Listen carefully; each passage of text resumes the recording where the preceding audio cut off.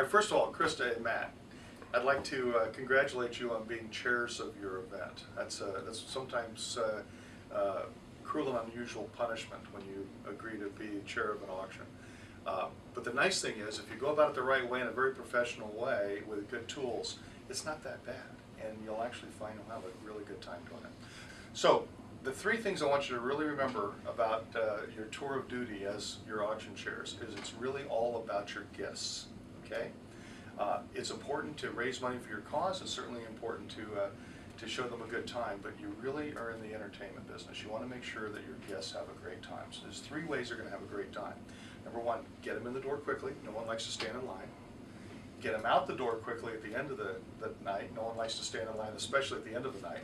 And in between, make sure they're having a lot of fun. Okay? And AuctionMaestro Pro and our qCheck system are going to help you do all three of those things. Okay?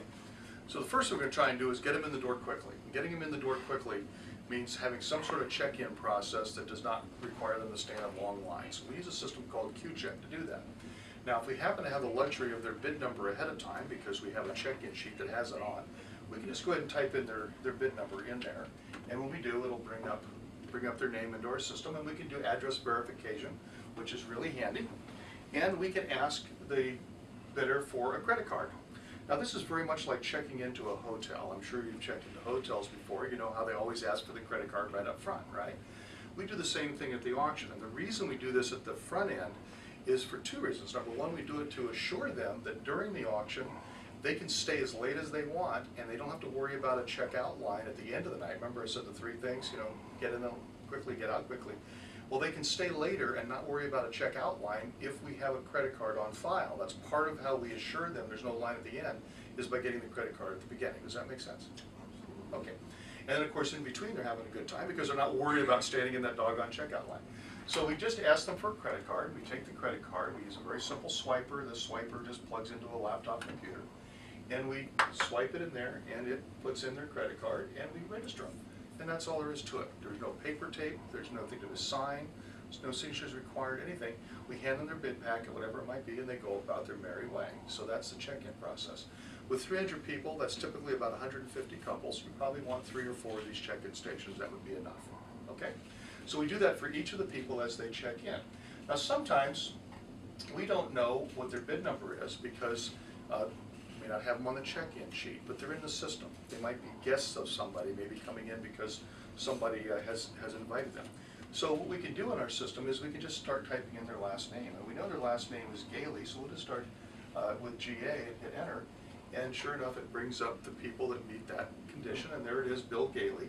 And we can go ahead and select that person. And then after we select them, again, it brings up his record, and we do just like we did with the last bidder. We swipe the card. And, oh, now see, this is one of the things that's nice about the system, is that if you have a missed swipe, it will tell you that right away, so we can try it again. So we'll just go ahead and try that again.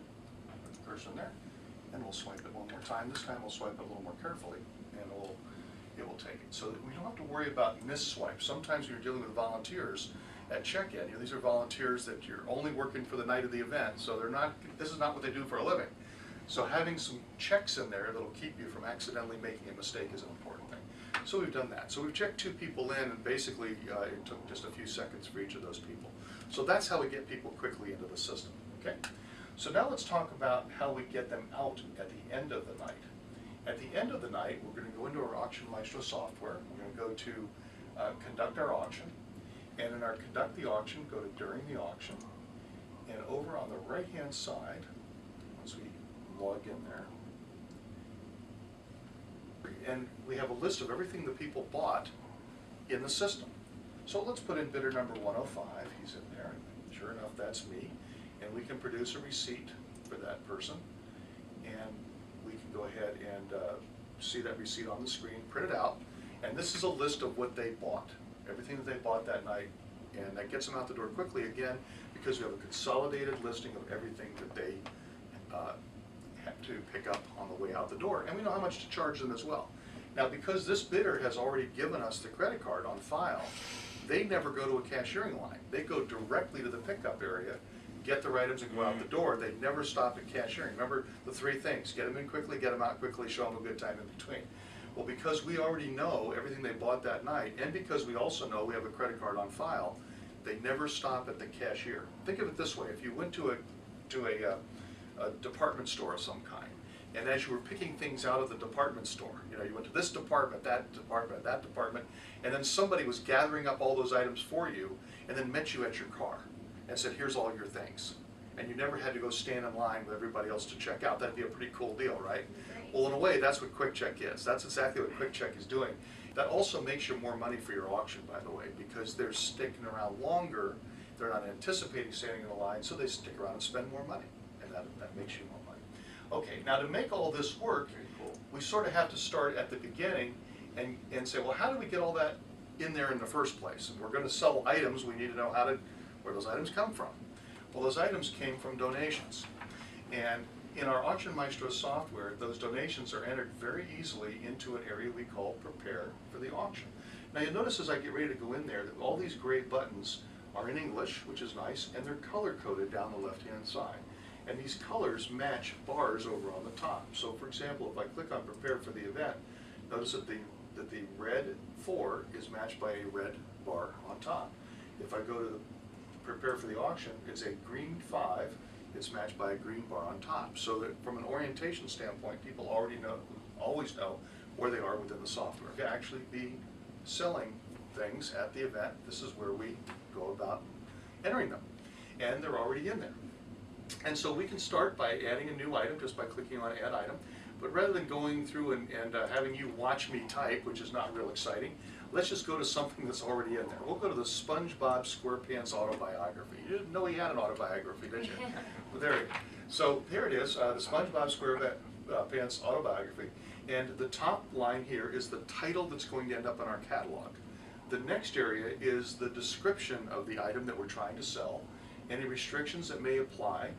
The donation date goes in automatically, the fair market value we enter, the minimum bid is done automatically for us. We can indicate whether it's a priceless item or not a priceless item in here. It can be a dream come true or priceless, no price for starting, whatever it might be. The category of item, this allows us to do pre-event planning by looking at all the things that fall into the same categories. It also allows us to do post-event evaluation of our event. For example, we can look at, how much money do we make on our books, or what was how attractive were our trips? How much money did we make on our children's items, things like that, or dinners? And so putting things into categories allows us to do pre and post-event evaluation. I hope that makes sense. So there we go. So we've entered it in. The donor is entered in here as well. And then we just go to the next one. Next we want to add another item. We click on Add Item. We have a blank. We put a brand new item in. And we keep doing that as the items come in. We'll do that for a period of weeks or months prior to our event. Very simple process. Now eventually what's going to happen is you're going to have all these items in there, and you're going to realize, and this is something that is a very key point for many committees, is they end up with a lot of little things, but they don't really want to sell a lot of little things. They'd rather sell fewer, bigger things. And so having a lot of little things combined into bigger things is what we call packaging. And so it's like taking this $50 item here, this $25 item there, the $100 item there, and making a $175 item, one item, rather than having 3 separate things. It saves space, and it also allows you to make more money because you're combining things to make them higher dollar amounts. So packaging is something that most committees hate to do because it requires a lot of overhead in terms of tracking what was put into a package and what was it worth and who was the donor, and making sure you don't accidentally sell something by itself that you put into a package. All the overhead of doing all that is handled automatically by the software. Packaging is a very important feature in the software. So we'll go to Create a Package, and in Create a Package, it asks us if we want to create a package. We say yes, and anything that is in the system that is available to be packaged, available meaning that it is not already in another package, in other words, it's in inventory and available to us, we can now put into a package. And so here's an example of something we might do. We can take this autographed baseball and the autographed jersey and the Stanley Cup, and we can put those into one package. And as we clicked on those, you notice it automatically added up for us the value of that package, $700, the individual items, right? We then can come up to the top, give it a new name. We'll call this the Sportsman's Dream Package. And now what we've done is automatically the software has combined those items together, it's combined the donors together, it's combined the values together. It's taking care of all the overhead to make sure that nothing is accidentally sold twice. And it's created a new item called Sportsman's Dream Package, and that we sell by itself. Now, we may decide later on that we made a mistake. Somebody says, well, you didn't really put that Stanley Cup in that package. That ought to be sold by itself. So to edit a package, we just come over here to where it says View Edit Packages, and we can go up and select one of our packages. Here's the Sportsman's Dream. And in there is the Stanley Cup, and we go, that's a mistake. Let's take that out of there. So all we have to do is unclick it. It says, are you sure you want to take it out? Yeah, we do. And it has returned it now to inventory. It's now available to be put into another package. Wow. But instead, we're going to put these tickets to a ball game in there, the gridiron shutout tickets. So I click there, and now what it's done is it's promoted this item now from inventory up into that package. So we've done all that editing automatically. Now that little thing I just showed you, the create a package, edit the package, rearrange a package, typically is a nightmare for committees. It's one of those things that just takes forever to track all that stuff. They usually try and do it in Excel spreadsheets or 3x5 cards or something, and they spend hours and hours and hours to do that. And we do it just here in a matter of seconds. So this is how it's going to reduce the stress and burnout on you guys, because it's a volunteer position being an auction chair, right? And we don't want your job to be onerous. We want it to be easy. Okay, so we help make it easy for you.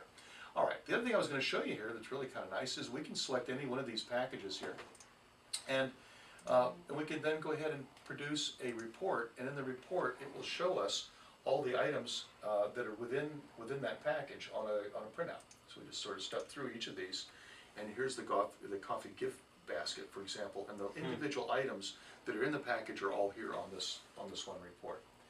So that's entering an item, packaging an item, rearranging a package, and getting ready for your catalog. So let's talk about the catalog. The catalog is the booklet that you hand people when they check in, right? Show up at an auction. Here's, Mr. and Mrs. Smith, this is what we're going to sell tonight. So to get them into that catalog, the first thing we need to do is start laying these items out into sections. And we use section A, section B, section C, and that's what these are down here. These are different sections. We do that by letter. You've got every letter of the alphabet available to you, A through Z. Now, we also eventually want to put catalog numbers in there as well. And so the first thing we're going to do is look for something that is not yet assigned to a catalog. And here is that Sportsman's Dream right here. We have not assigned that to a section. We're going to go ahead and put that in the live auction. So I just put the letter L in there and make that a live auction item. That's all there is to it. I put that in the live. Now we need to number the catalog. We come down to auto number the catalog. You don't want to do this manually. This is not one of those things where you want to think, what number should that be? What number should that be? Just let the computer do it for you. Make it simple, right? I mean, life's too short to stress over what number everything's going to be. Less decisions. Exactly. Fewer the better. So we'll just go ahead and select the different sections. I'm going to select the live section. And I'm going to number this according to a profile. We call this a simple profile. Here's why. In auctions, it's not a good idea to save the best for last. That's a common misconception. A lot of committees will make the mistake of saving their big item for the end of the live auction, thinking everybody will stick around to see who wins the big item, which is true. The problem is only one person wins it. And all those people that were waiting around and not spending their money trying to get the big item go home with money in their pocket. That's not good for us, is it? We want them to go home with less money in their pocket. So we take the big item and sell it around 50 to 60% of the way through the auction. Only one person's going to get it, and then the rest of the items are still have bid activity from a bidder. So I'm just going to select 60%, and I'm going to tell it to number using a simple profile, and it's automatically giving me my catalog numbers for me. I also can do this for the silent auctions. I just take silent A as an example. Scroll up here to silent A, and I number using the current sort, and I do the same for B and C and all that. So there we go. So I've now taken my couple hundred items I have in here, and then now I'll have catalog numbers. Again, very simple. So I promised you a catalog. Well, let's go do a catalog, shall we? So, by the way, have you noticed that we're sort of doing auction by the numbers? We went down here to 5, and then we went over here to 1, 2, 3, and now we're at 4. So we're sort of doing it by the numbers. And so we'll go to create the catalog. And in creating the catalog, the first step is to pick a catalog template. And just for the sake of simplicity, I'm going to only worry about the live auction section for now. I select that. And you see how tough this is. I click on the print preview and I have a catalog. Wow. Now that's something that normally would take hours for somebody to lay out using, you know, some sort of program. But I'm still not satisfied with that layout. I want to change that a little bit. I'm not really keen on Times Roman. You know, I'm sort of a Comic Sans kind of a guy. So I can go in here to the default font, double click on it, and it brings up all my fonts. Anything that's in my system is available to me. So I'm going to go up to Comic Sans, which is right there, and click on that, and I'm going to apply that, and I'm going to tell that to update all of my sections to the Comic Sans. And now when I hit print preview, you'll notice now it's all in Comic Sans. I'm Nice. still not happy with that. It is great, thank you. Now I'm still not happy with it. I want it to be bigger because we have 300 people in this room. We're trying to raise $100,000, and I'll guarantee you there'll be people that have a lot of money coming to your event that are not going to be bringing their reading glasses, and it's going to be a dark room. And so they're not going to sit there and look at this, you know, 10-point, 12-point font. That's just not going to work for them. So what we're going to do is we're going to go in here and go to the detail and take my default font of 10-point, and I'm going to bump that 10-point font up to 14-point font. And when I do, all the other sections adjust automatically off of that default. And now when I go to print preview, you'll notice what? It's much bigger, it's easier to see. Okay? Again, very simple. I'm still not happy with it though. It sounds like my wife. So what I want to do now is I want to take this and I want to put this into Word, because in Word I can drop in logos for some of the donors, I can put pictures in there, I can rearrange it. So all we have to do is click on the Word icon up here, and when I do, it automatically launches Word, it takes the catalog and it drops the catalog directly into Word. And this is the one thing that's really, now it's a Word document. And this is the one thing that's really nice about our software is we directly interface with all of the MaestroSoft Office products. You can, with one click, you go to Word, go to Excel, you can go to Outlook and email it if you want to do that. That's where it's really going to save you a lot of time. Is that making sense? So now you have a Word document. You can fiddle with it to your heart's content and then print it out. Okay. So now we'll go over here and get out of Word. And now we're back into our template.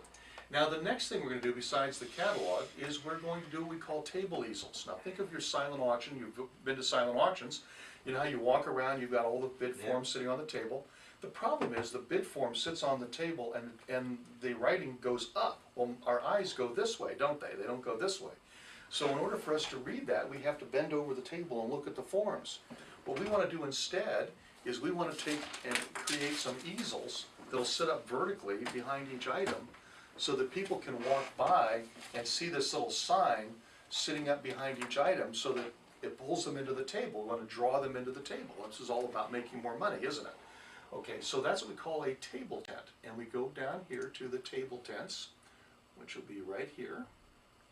And we'll click on that and hit print preview. And now we have table tents. And these are just all done. Again, this would be your logo, not our logo. As much as we'd like to have the advertising, this will actually be for your organization or for your event. Have you ever heard the term, a picture's worth 1,000 words? Yes. Okay. Well, if we could take this table tent and change it slightly to one that included a picture, then we would be able to really describe these items in much better detail. We just advance to something that actually has a picture. So there's the instant birthday party. We have a picture in the system, so therefore the picture will display on the table tent. Let's see if I can find something else here. There's a beautiful bronze. So again, this is all design marketing to pull people into your silent auction from a distance. Okay, so that's your table. And then you just do a color print of that?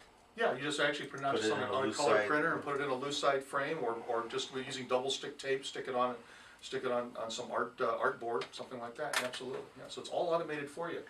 This software is even so thorough that if someone donates an item, and this happens a lot, they'll donate an item without giving you a certificate. Perhaps there's a teacher at your school that's willing to take some kids out, you know, for bowling, but you have to give a certificate to the winning bidder. So the software will actually create that certificate for you. We just go into award certificates, and if you indicated in the system that the certificate was needed, the software will go ahead and create that certificate for you. It's very thorough. Now so far we've only been talking about the items. Let's talk about people for a few minutes. You've got these 300 people coming, right? Well, we have to register them and get them into the system in order to be able to get to that place we were 15 minutes ago, which was, you know, getting the credit card. So we do that by going into our people entry, which is right here, enter people and company info, And we, again, by the numbers, so 3, 1, enter people and company. And we're going to presume, for the sake of discussion today, that the people that are coming to our event are already in our database. Now, okay, here's Mary Rubin. She's not registered. So we're going to register her now. Well, all we have to do to register is we click the button that says primary. And if we want to sit her with someone specific or at a specific table, we can do that. This is seating by person or seating by specific table. So in this case, she wants to sit with me. So we're going to click on me and put her at my table. So that's registering somebody. That was pretty simple, wasn't it? Yeah. Okay. Very simple. All right. And so now let's talk about some collateral material. We're getting ready for our event. We produced our catalog. We registered people. Now we want to do our check-in list. So we go to print materials, and we go to our attendee list. And we go up to the top to check-in. And there's our check-in list. And now we have the collateral that we need to give to our registration people. So when people show up at the event, we can find them on the list, see what their bid number is, see what table they're seated at, all that sort of thing. The other thing that we might need to have are labels to give to people to put on their envelopes or their bid cards. When they show up, we hand them something. Well, we want to have their name on a sticker that goes onto that envelope, right? So that's over here under labels. We click on labels, and we'll select our check-in labels, bid folder labels, and we hit print preview. And there are all of our labels in 5160 format to peel and stick on their bid card or on their catalog that we hand them a check-in. Okay. And then finally in this area, there's a lot more, as you can probably tell, but wouldn't it be nice if we could give them name tags? So we can select a name tag format, hit print preview, and now all of our attendees have name tags, of course with your logo, not our logo on there. So they have name tags. So this is a very thorough system, all the way down to everything you might need to get people in the door. So there you go. Now that is that's sort of a quick overview. There's a lot more involved in this, but it's mostly how do we get people in the door quickly, the swipe of the card, get people out the door, that's having the printout of everything they bought, and then how do we register, working backwards, how do we register them for the event, how do we get the items into the event, how do we produce the catalog. There's a lot more I didn't show you, like producing bid sheets. Trust me, we do that. I didn't show you about doing mailings. We do mailings out of this as well, do e-mailings out of here. We run a number of analytical reports, and there's a lot more to it, but that sort of gives you the basic overview. The easiest way to think of this is think of it as a complete business management system for charity auctions. Business. Any questions? One just came to mind, and that is the tax benefit letter that they need to receive Right. when making a tax deductible donation or buying something. How does, I'm sure your system Wouldn't it does be that. great if this did that? Yes. It actually does. So let's take a look at it. Let's look at there's two sides of that. There's the donor that donates something and gets a tax deduction. Mm-hmm. There's the attendee that comes to the event and spends more than fair market value for something. They're entitled to a tax deduction. So let's look at both. So let's start with the donor. We go in here to number 7, print supporting materials. We'll go to donor. And this will be a list of all of our donors, everybody that gave us something. By the way, you notice in here it says thank you, says no, which means we have not sent a thank you letter out to them yet.